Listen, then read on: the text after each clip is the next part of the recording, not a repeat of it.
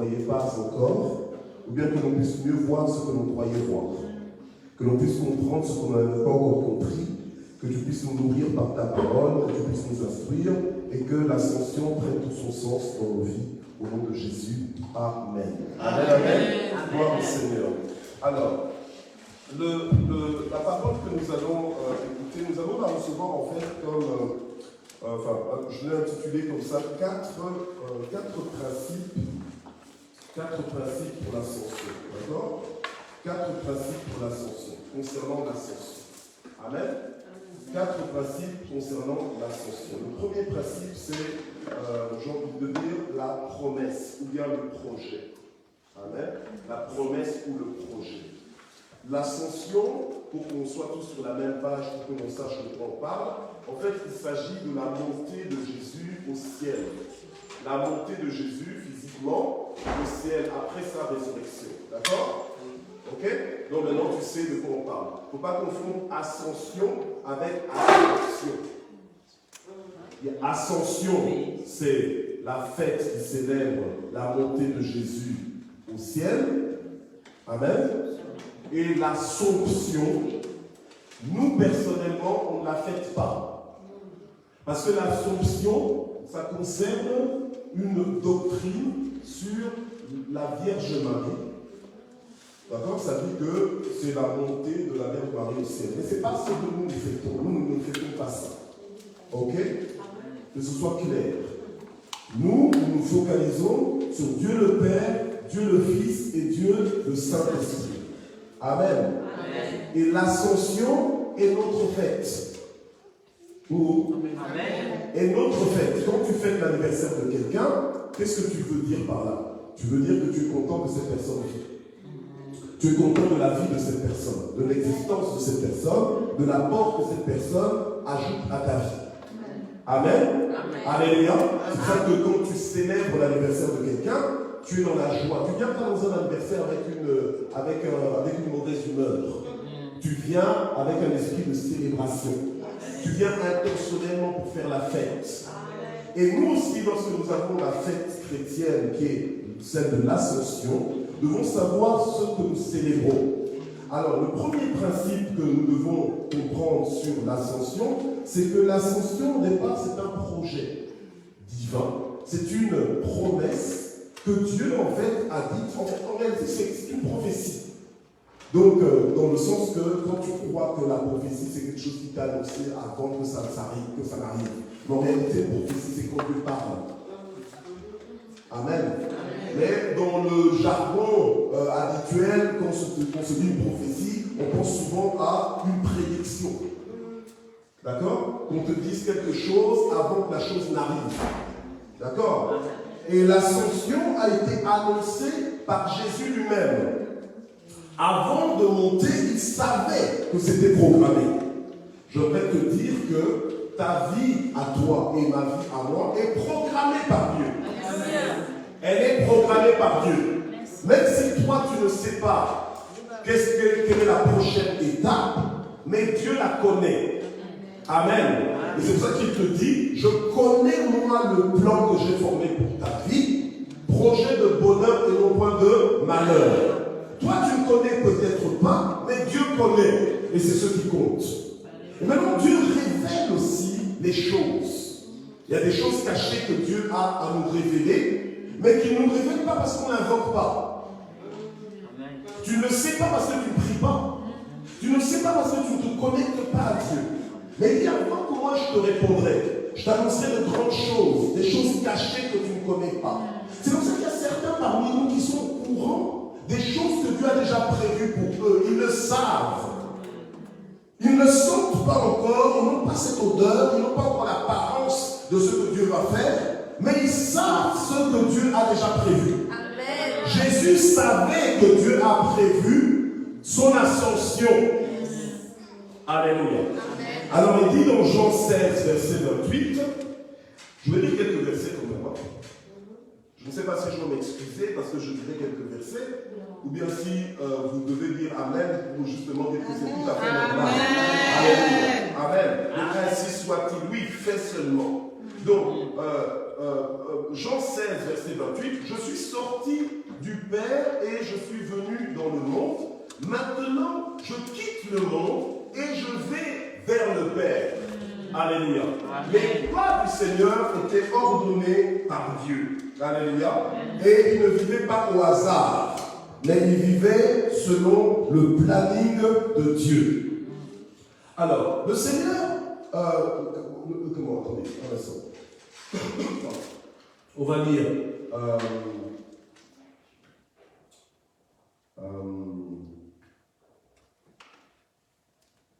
Jean 20, verset 17, Jean 20, verset 17. J'allais vite. Alors, Jean 20, verset 17.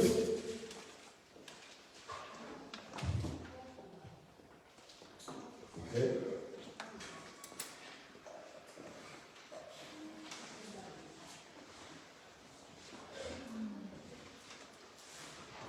Donc, le premier verset que j'ai lu, c'était quelque chose que Jésus, donc l'ascension que Jésus a annoncée avant sa crucifixion.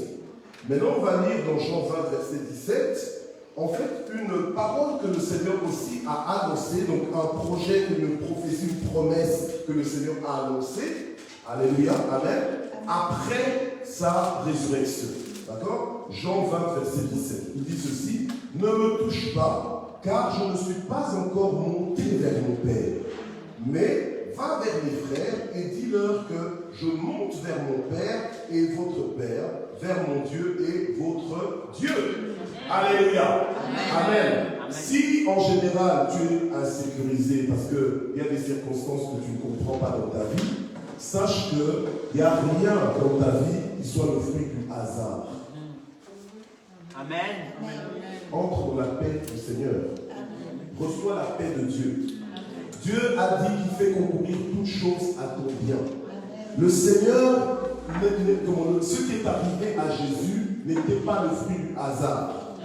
Rien ne peut t'arriver en dehors du contrôle de Dieu. Amen. En fait, si tu as envie de t'inscrire dans les rangs de ceux qui pensent que tout peut leur arriver, même sous le contrôle même en dehors du contrôle de Dieu, ça c'est tant pis pour toi. Tu vas vivre sans paix. Alléluia. Amen. Mais c'est à toi de t'inscrire dans cette vérité en sachant que tu es au contrôle de ta vie et rien ne peut t'arriver à l'insu de Dieu. La Bible ne nous dit pas que même les cheveux de notre tête sont comptés. Aucun cheveu de ta tête ne tombe à l'insu de Dieu, sans que Dieu ne le sache. Tellement il est dans les détails de ta vie. Alléluia. Ta vie est sous le contrôle de Dieu. Elle doit planer à quelqu'un que ta vie est sous le contrôle de Dieu.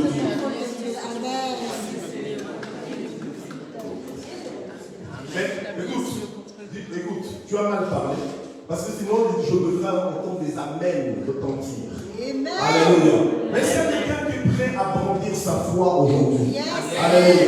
On est en train de dire que ta vie est sous le contrôle de Dieu. Et tu es comme ça. En fait, tu es en train de réagir comme quelqu'un qui ne croit pas. Alléluia. Amen. On est l'église parole de vie. On n'est pas là pour prononcer des paroles de mort. On n'est pas là pour prononcer des paroles de destruction. Mais on est là pour prononcer des paroles qui communiquent la vie. Tu as la bonne adresse pour vivre. Tu as la bonne adresse pour ressusciter. Alléluia. Tu as la bonne adresse pour changer d'état. Tu as la bonne adresse pour être transformé. Tu es dans les déménagés qui sont encouragés. Tu es dans les familles qui sont fortifiés. Alléluia. À cause de la parole de Dieu. Tu es au contrôle. Tu es au contrôle. Je ne sais pas ce qui va, ce qui ne va pas de ta vie, mais tu es au contrôle. Alléluia. Reçois cette parole. Reçois cela. Toi, elle a ton nom dessus. Alléluia. C'est toi le propriétaire de cette parole. Alléluia. Amen. Gloire au Seigneur. Comme vous pouvez dire, je n'ai pas honte de l'évangile. Parce que c'est la puissance de Dieu. Celui qui croit en cette parole. Est-ce que tu crois en cette parole ou tu vas juste la laisser passer comme ça? Alléluia. Gloire à Dieu. Il y a des gens qui sont tellement habitués à la galère, qui sont tellement habitués à leur situation, que quand on leur annonce des bonnes choses, ils ne croient pas que c'est eux qu'on annonce. Ce n'est pas toi. Ce n'est plus toi cette personne-là. tu vas commencer à te sentir consterné. Amen. Même si une prophétie sort et qu'on cite le nom de quelqu'un, Je suis tu vas rester concerné. Alléluia. C'est comme ça. Amen. Le royaume de Dieu sont les violents qui s'en emparent. Qu'est-ce que tu fais avec tes politesses là? Trop poli. Alléluia. Trop poli. Tu vas rester là. Moi, j'étais dans un pays où j'ai vu que je me suis dit, ah, mais quel pays? Alléluia. Je les voyais entrer dans les transports en commun sans galanterie. Je me suis dit, mais c'est pas possible. Hein? Que tu sois homme, que tu sois femme, que tu sois enfant, ils se précipitent pour entrer. Le royaume de Dieu ne sont les violents qui sont en face. Alléluia. Ils sont sans manière. Toi, tu vas venir avec tes manières. Moi, je me suis dit, quand j'ai vu ces gens-là entrer comme ça dans le transport en commun, je me suis dit, en moi, je vais rater le bus. Je vais rater parce que je vous ai dit, non passez, non passez. Alléluia. Quand tu veux quelque chose avec Dieu, tu vas te montrer violent. On va t'annoncer des choses.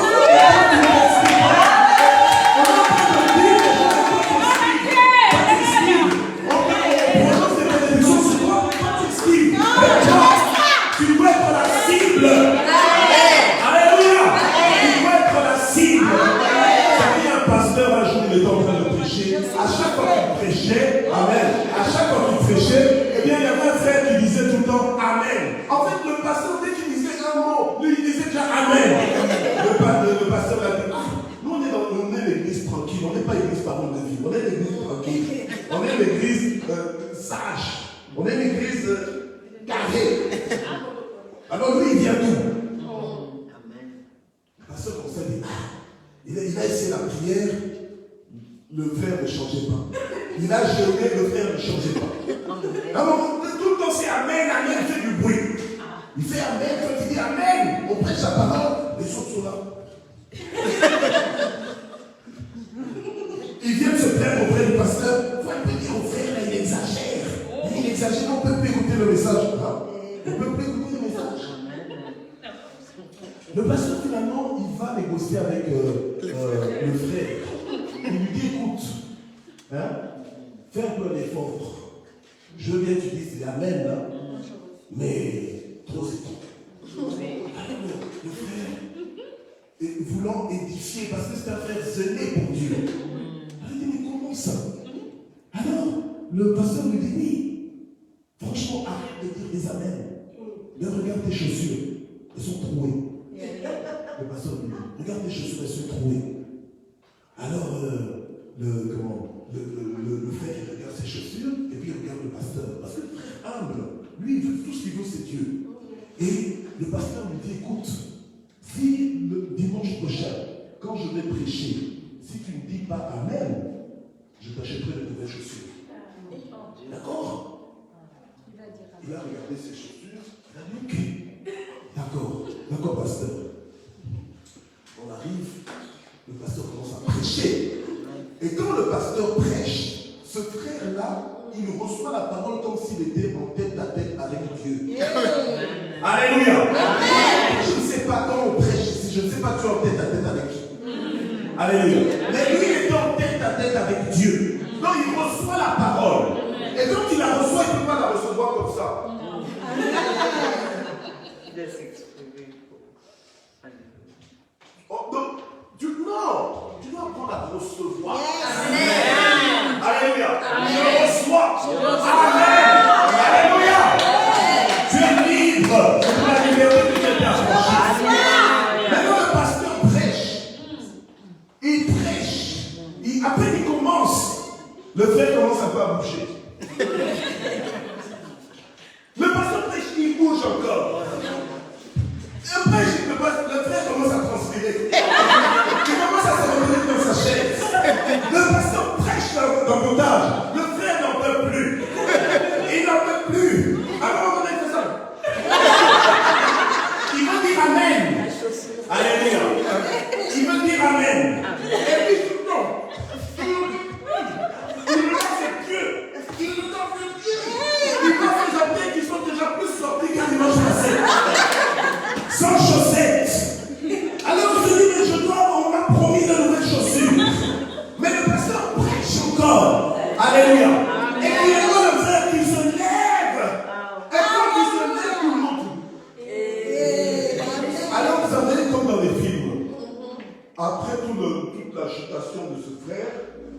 où il se lève, le film maintenant est au ralenti. On voit il se lève. Et tout le monde est au ralenti. Les gens sont en train de faire. Et puis tout d'un coup, paf, on entend. Je m'en fous les chaussures. Il a dit je m'en fous les godasses. Amen. Alléluia. Alléluia. Il préfère encore à venir pieds nus à l'église, mais continuer avec ses amens. Amen. Et toi, qui t'a corrompu? Hein? Qui a essayé de fermer ta bouche? Il faut vibrer avec la parole. Amen. Alléluia. Je n'ai pas honte de l'évangile parce que c'est la puissance de Dieu pour celui qui croit. Mais pour celui qui ne croit pas, nada, rien. Alléluia. Gloire au Seigneur.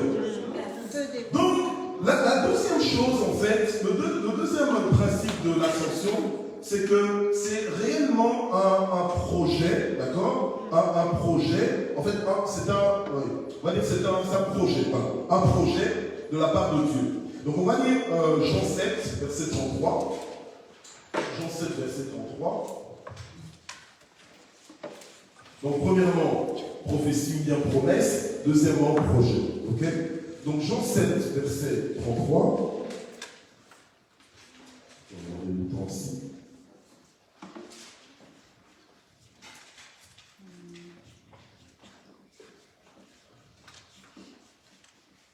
Alors, le Seigneur annonçait donc, il disait, Jean 7, verset 33, « Je suis encore avec vous pour un peu de temps, puis je m'en vais vers celui qui m'a envoyé. » D'accord? Donc, c'était vraiment projeté, c'était quelque chose qui était organisé. D'accord? Alléluia. Ok.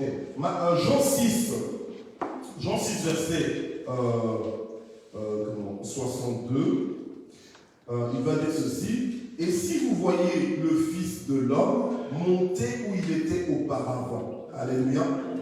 Donc en fait, Jésus savait qu'il allait remonter où il était auparavant. Alléluia. Donc ça veut dire qu'il est descendu de là. Amen.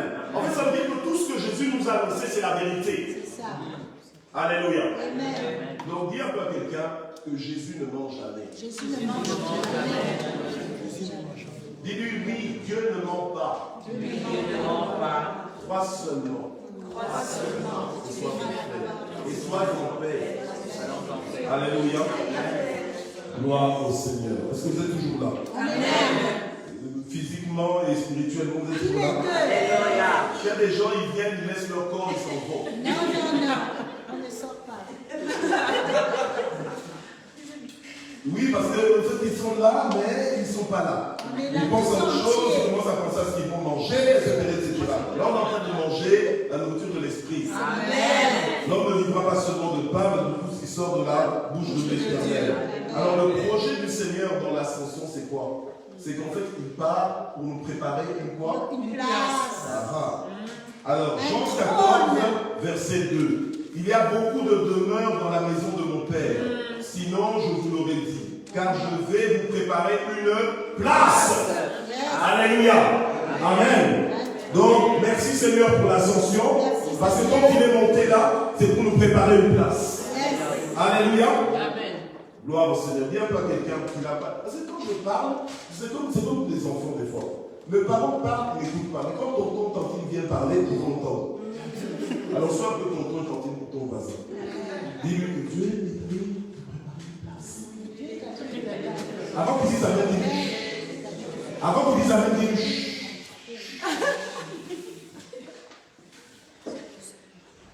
Alléluia. Ok? Donc, le projet, c'est quoi? C'est que Dieu est allé nous préparer une place. Maintenant, le troisième principe, c'est quoi? C'est que c'est un fait. D'accord? C'est un fait. Donc, l'ascension est un fait, c'est une réalité. Alléluia. Amen. On va dans Luc 24, verset 50 à 51. Luc 24, verset 50 à 51.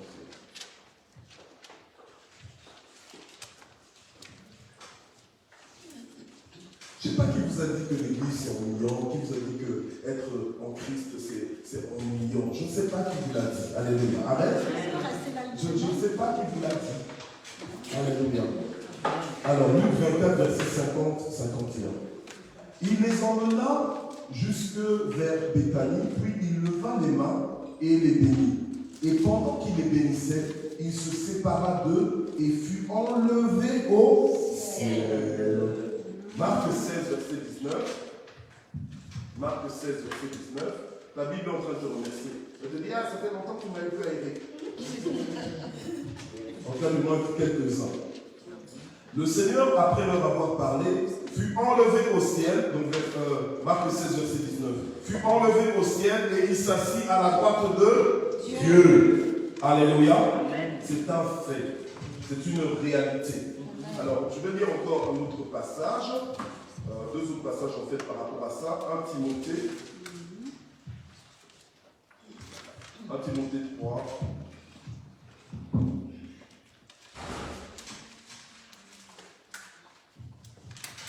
1 Timothée 3, 16.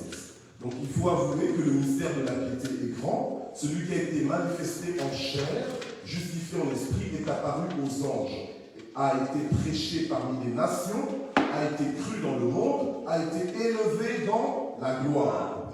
Ça, il s'agit de Jésus-Christ. Et alors enfin, on va lire Actes des Apôtres, chapitre 1, versets 9 à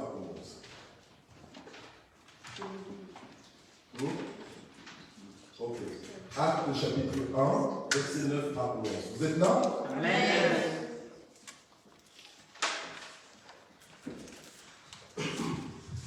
Acte 1, verset 9 à 11. Voilà. Après avoir dit cela, Acte 1, verset 9 à 11. Ok? Donc, après avoir dit cela, il fut élevé pendant qu'il le regardait, et une nuée le déroba à leurs yeux. Et comme ils avaient les regards fixés vers le ciel, pendant qu'ils s'en allaient, voici que deux hommes en vêtements blancs se présentèrent à eux et dirent, vous Galiléens, pourquoi vous arrêtez-vous à regarder au ciel? Ce Jésus qui a été enlevé au ciel du milieu de vous reviendra de la même manière dont vous l'avez vu aller au ciel. Amen. Amen. Alléluia. Oui, tu n'étais pas là lors de l'ascension, mais les gens l'ont vu monter au ciel. Et la parole de Dieu nous dit que de la même façon dont il est monté auprès du Père, il va revenir. Second venu de Jésus. Donc lorsque nous fêtons l'ascension, nous fêtons ce fait. Nous fêtons cette réalité. Nous fêtons ce projet que Dieu est en train de faire. Alléluia. Jésus est allé pour nous préparer une place, mais qu'il revient aussi pour nous chercher. Alléluia. Amen. C'est la parole de Dieu qui nous le dit. Alléluia. Amen. Donc nous attendons à son retour. Alors il continue de regarder au ciel et finalement ce sont des anges en fait. Ces deux hommes vêtus de blanc qui leur sont apparus, en fait ce sont des anges. Donc on te montrer le passage où on te montre des anges avec des ailes, avec... Non. Ok? D'accord? En général ce sont des êtres humains, enfin ils ont l'apparence humaine on va dire. Ce sont des anges mais ils ont l'apparence humaine. Alléluia. Oh, plus ou moins. D'accord? Amen. C'est même pour ça que la parole de Dieu nous dit, et je le dis souvent, exercer l'hospitalité envers tous. Parce que c'est comme ça que certains ont reçu des anges à leur insu. Les gens là que tu méprises, c'est peut-être des anges que Dieu t'envoie. Et toi tu es en train de les mépriser, de les fuir, même de les écouter. Fais gaffe. Il faut avoir du discernement. Alléluia. Mais bon, ça c'est pas le sujet de ce jour. Et donc, ici on voit que c'est vraiment un fait, une réalité que Jésus est monté auprès du Père. Alors, maintenant, le quatrième, et c'est sur ça qu'on va aboutir justement, le quatrième principe c'est quoi? C'est les conséquences de l'ascension. Alléluia. En fait, c'est les bénéfices de l'ascension. Les avantages de l'ascension. Pour nous, ascension et puis quoi? Ascension et puis beaucoup. Alléluia. Amen. Voilà. Alors, le Seigneur avait dit quoi aux disciples, puisqu'on est toujours dans Acte 1, au verset 8, il dit, mais vous recevrez puissance, celle du Saint-Esprit survenant sur vous, Et vous serez mes témoins à Jérusalem, dans toute la Judée, dans la Samarie et jusqu'aux extrémités de la terre. Amen. Alléluia. Amen. Donc, le Seigneur a promis le Saint-Esprit, qui est Dieu lui-même. Amen. Mais qui vient dans nos vies pour nous impacter, nous influencer, nous rendre capables. Nous donner une capacité surnaturelle de représenter Jésus sur la terre des vivants et d'avoir des résultats. Le Seigneur lui-même pouvait dire, conscient de cette onction, conscient de la présence du Saint-Esprit en lui, il pouvait dire, l'Esprit du Seigneur est sur moi. Parce qu'il m'a oint pour annoncer la bonne nouvelle aux pauvres, la liberté aux captifs. Alléluia. Amen. Donc en fait, et la Bible nous dit dans Acte 10, 38, que nous savons comment Dieu a rempli l'Esprit Saint Jésus-Christ qui allait de lieu en lieu. Alléluia. Je vais le lire. Acte 10, 38.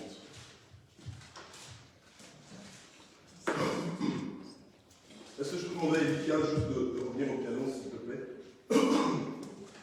Peut-être au chant aussi. Juste 5 minutes rapide. Gloire au Seigneur.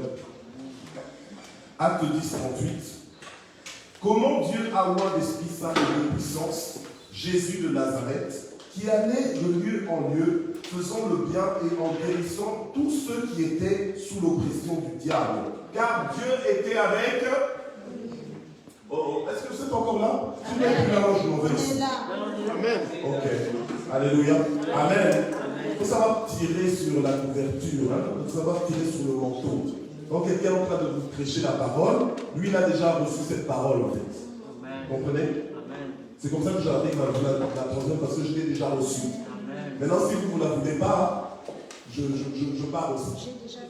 Alléluia. Amen. Voilà. Alors ici, la parole de Dieu nous fait comprendre quoi? Nous fait comprendre en fait que Jésus était le Jésus qu'il était par la puissance du Saint-Esprit.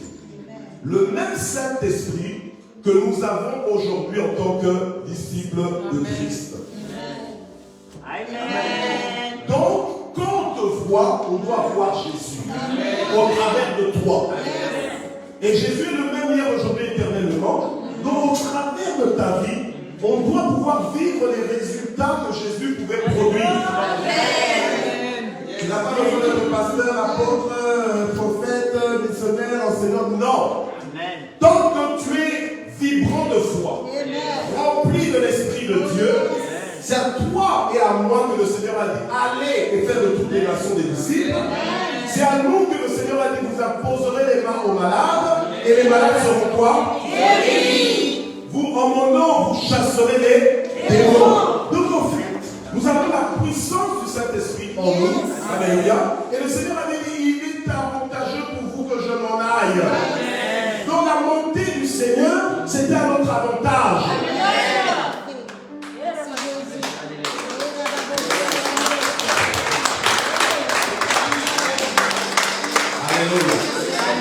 Alléluia. C'était à notre avantage.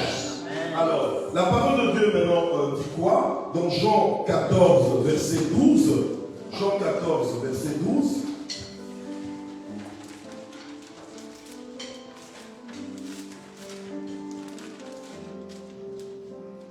Ok. Alors, est-ce que vous pouvez chanter quand il descend? Ça c'était quoi ce chant? Ok, bon, ça c'est pour ça. Ok. Alors, Jean 14, verset 12. Jean 14, verset 12. On y est? Oui, c'est ça. Jean 14, verset 12 dit ceci. En vérité, je vous le dis, celui qui croit en moi, lui aussi. Oh, dis à ton voisin, dis à ton voisin, dis à ton voisin, toi aussi. Alléluia. Celui qui croit en moi, lui aussi, alléluia, il fera les œuvres que moi je fais. Et il en fera de plus grandes. Parce que je m'en vais vers le Père. Alléluia. Amen. Parce que Jésus est monté. Parce qu'il y a une ascension. Maintenant tu as le droit. Tu es positionné pour faire de plus grandes choses.